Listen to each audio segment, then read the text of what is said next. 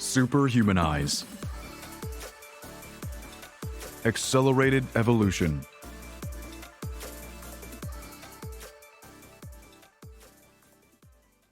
Welcome to Superhumanize. Today we have the pleasure of speaking with David Meltzer, a man whose career and personal mission embody the spirit of true success. David is not only the co-founder of Sports One Marketing, but also former CEO of the Leigh Steinberg Sports and Entertainment Agency, the very inspiration behind the movie Jerry Maguire. David has been recognized as a top 100 business coach and a Forbes top 10 speaker. His books, amongst them Connected to Goodness and Compassionate Capitalism, have made him a multi-international best-selling author, and he hosts the top entrepreneur podcast, The Playbook. Beyond the boardroom, he has produced influential TV shows like Office Hours and 2-Minute Drill. His accolades include being named the Sports Humanitarian of the Year by Variety magazine and receiving the Ellis Island Medal of Honor. But what truly sets David apart is his life's mission to empower over 1 billion people to be happy, his philosophy of compassionate capitalism, and his mantra to make a lot of money, help a lot of people, and have a lot of fun have propelled countless individuals towards both personal and professional fulfillment. Join us as we explore David's journey through monumental highs and challenging lows, uncovering the lessons that have shaped his understanding of wealth, success, and the power of positive transformation. David Meltzer, welcome to the Superhumanize podcast. I am so pleased I get to connect with you today. Thank you for making time. The pleasure is all mine, and let's get superhumanized. I'm appreciative of being here. Oh, indeed. And you are what I consider a superhuman. Not only do you have an incredible personal story of growth and goal setting, you also have influenced countless people across the globe. And you actually have talked about empowering 1 billion people or over 1 billion people to be happy. And one of your mantras is make a lot of money, help a lot of people, and have a lot of fun. I just love that, David. And what really strikes me is you have an approach to compassionate capitalism, which is both unique and really inspiring. And I'd love to know from you, what, if there are, what are any challenges that you've faced while promoting this philosophy in a traditionally very profit-driven world? You know, it's so interesting. I think it's the misconception of giving and receiving that's the biggest challenge that we have. And when I talk about that, whether we study religion, philosophy, spirituality, or multiple theories of physical, metaphysical, or quantum physical respect, most people on earth believe the more we give, the more we receive. And within the context of that, it's absolutely true. But as I've studied the religions and philosophies and theories and spirituality, what most of those texts refer to is the more that we give, the more we're given. Mm-hmm. And under the pretext of the more we give, the more we receive, most people don't, one, and aren't aware of all that they're given. So they're not using gratitude and forgiveness as the tools in which we've been given in order to facilitate finding the light, the love, and the lesson of all that we're given.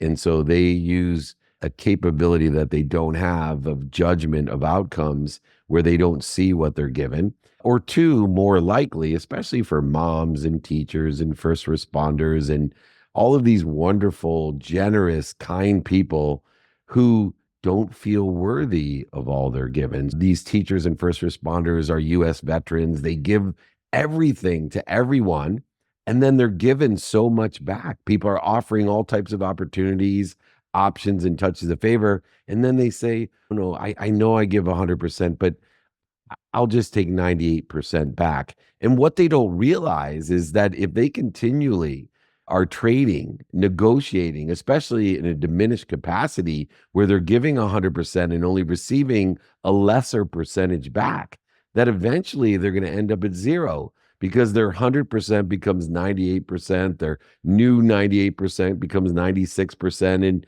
it's truly a zero-sum game. And then even for those that feel worthy of receiving and identify all that they're given, most people don't have faith.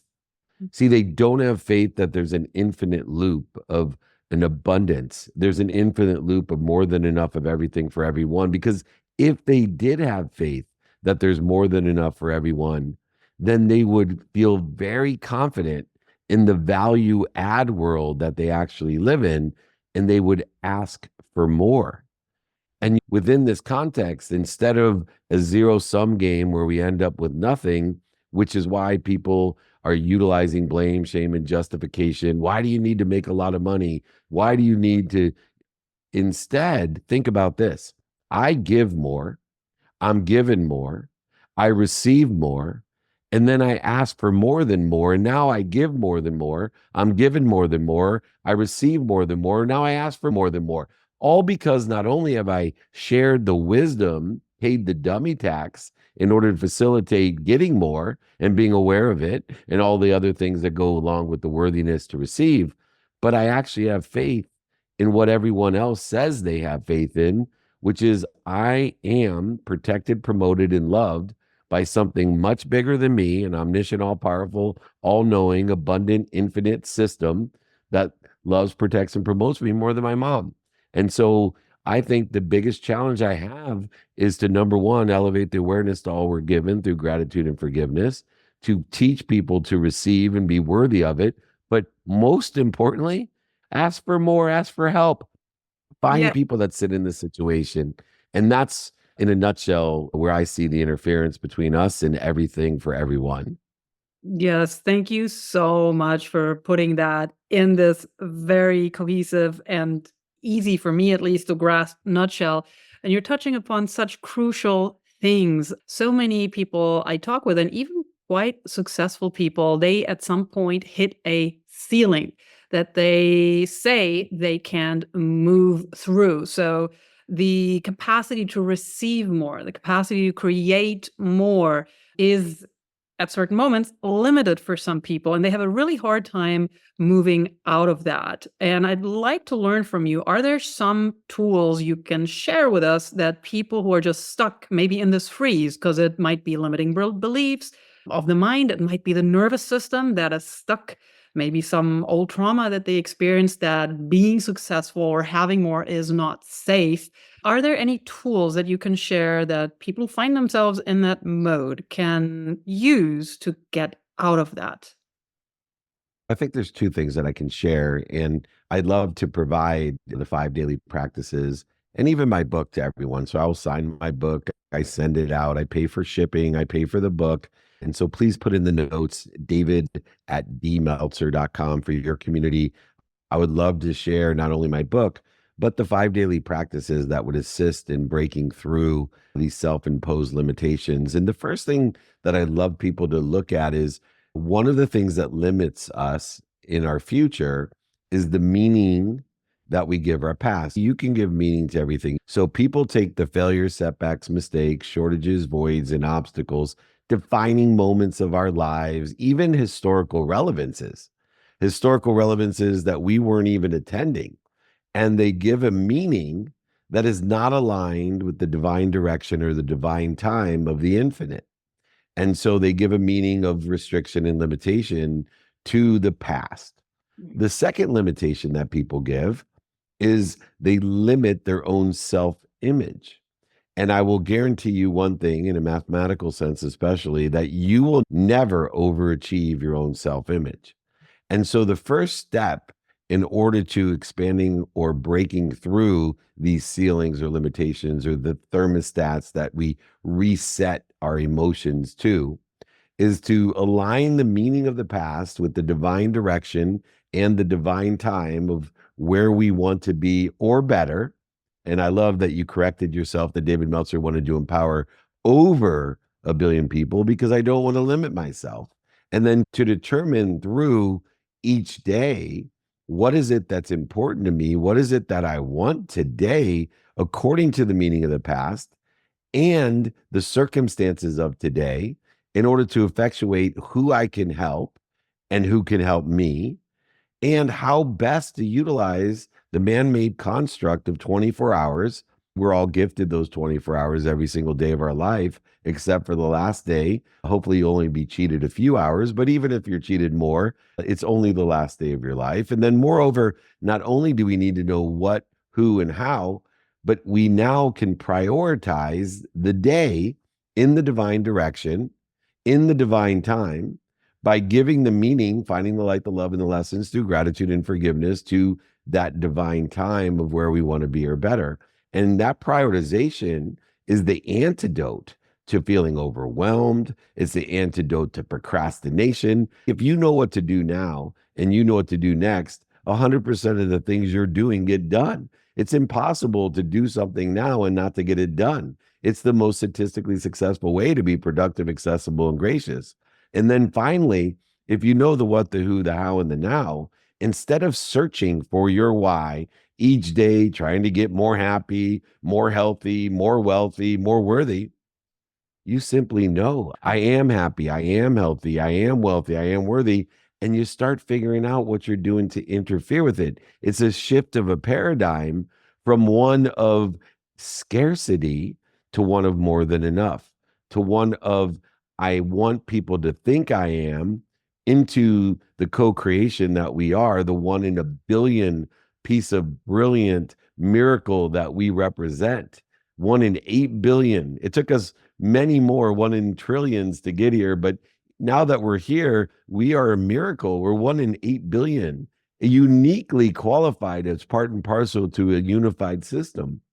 And therefore, I am is where I live, and I'm applying my why, not searching for it.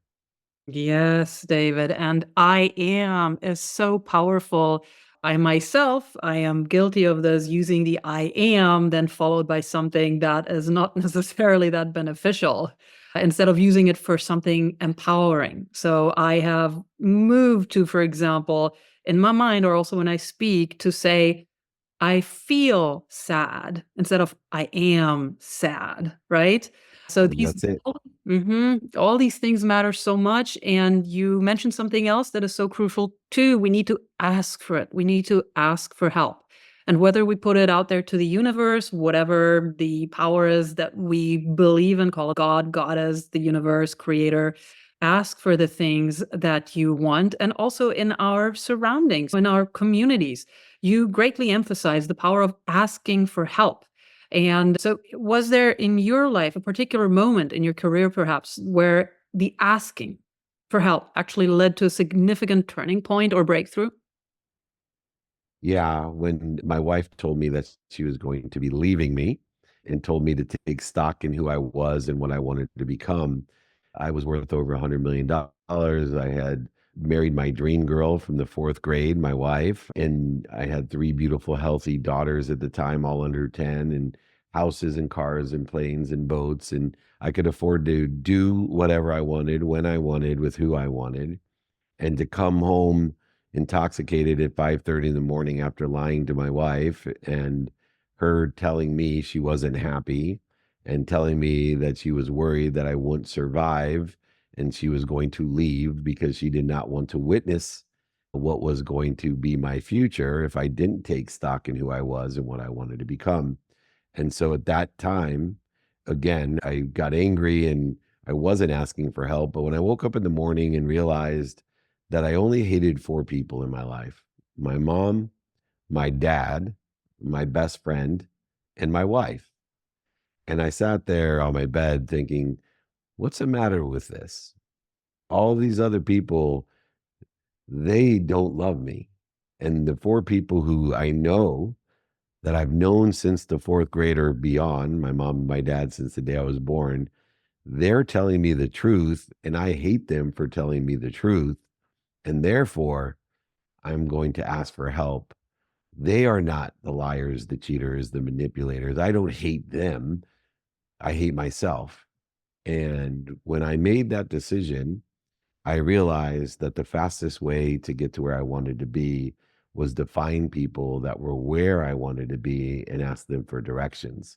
And so, although it was a long, tough, hard journey to start looking inside of me for what I wanted outside of me instead of buying more things, different things, buying things that I didn't need to impress people I didn't like, I started a self-exploration. And over the last 17 years, not only have I been able to find the peace, joy, happiness, and harmony and abundance in my life, but now I'm capable of giving it away to help other people find their joy, to empower others to be happy, healthy, wealthy, and worthy by making a lot of money, helping a lot of people, and enjoying it, having a lot of fun. And I have never met anyone who lives in abundance, helps many people, and enjoys their journey by learning to love what they didn't like or didn't love, or other people don't like or love, by providing value, by giving people more of what they like or taking away what they don't like,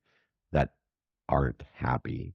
Mm. And that's my journey and my mission. And that's why I'm here today sharing my books and my guides, exercises, and nuggets with your community. And I'm hoping they do reach out as well at David at D Meltzer. Like we said, it'll be in the notes. Please reach out and ask for help. Absolutely. And you are so generous to offer that, David. And one last question to wrap this conversation up. You mentioned you were looking at people who had what you didn't have at that stage in your life. So, what we're talking about is also mentorship. Mentorship is not only crucial in business, but also in life. So, people who find themselves in a situation where they're like, okay, I need help. How can you actually find the mentors and how do you ask for this help? What a great question. And it's interesting because now today it's so obvious to me, and we have so many more means in which we can find people to be of assistance to us. And so for me, understanding that we have this unbelievable my cloud out there. I don't even call it the iCloud, it's the my cloud. It's the Akashic records of everything for everyone. If you are more interested than interesting, and you know what you want. So, for example, the longest standing mentor that I have, and I have a minimum of 3 mentors every single day in my life, people in different subject matter topics or expertise that can help me, whether it be fitness, finance, faith, family. Sleep is my number one mentor. I've had my sleep coach for 17 years. I want to be better at a third of my life than anyone else, to allow me to recover faster and to access information, to transcend that information into the next day, to allow me to plateau and grow. But I use the idea of being more interested than interesting, to Mm. be radically humble, to be ignorant and humble, not ignorant and arrogant, that I know I don't know what I don't know. And there's always people that know more about and have paid the dummy tax about whatever it may be that I want to learn. So I use the internet, I use in person, I use the phone, and I use email every day to be more interested than interesting, to find people who sit in the situation that I want to be in. I have 2 questions that I normally utilize in order to facilitate finding. It's, would it help you if? And 2, do you know anyone that can help me? And if through my conversations, in person, on the phone, via email or social media or media in general, internet, if I can facilitate a conversation to the point where I can ask, would it help you if? Or do you know anyone that could help me? I have more options, opportunities, and touches of favor than mathematically possible just 10 years ago, let alone 35 years ago when I started the activities that I get paid for. It's an incredible pursuit, the pursuit of our own potential. And I teach people to enjoy the consistent, everyday, persistent, without quit pursuit of the systems that create our potential, not the outcomes that we think represent our potential. And so I would love to share anything I can. I limit the time, obviously, but I would love to do more with you. We'd love to invite you to our meetups, our holding courts, our VIP dinners, our masterminds, our shows. You are a blessing to your community. You represent the ability to be superhumanized, to live in the infinite loop. And I appreciate the opportunity to share my dummy tax and my story and my lessons. Hopefully, I'm planting seeds under trees that I may never sit under, but a benefit to all in my mission to empower others to be happy. Thank you so much. Wonderful closing words, David. It was such a pleasure to be in your presence.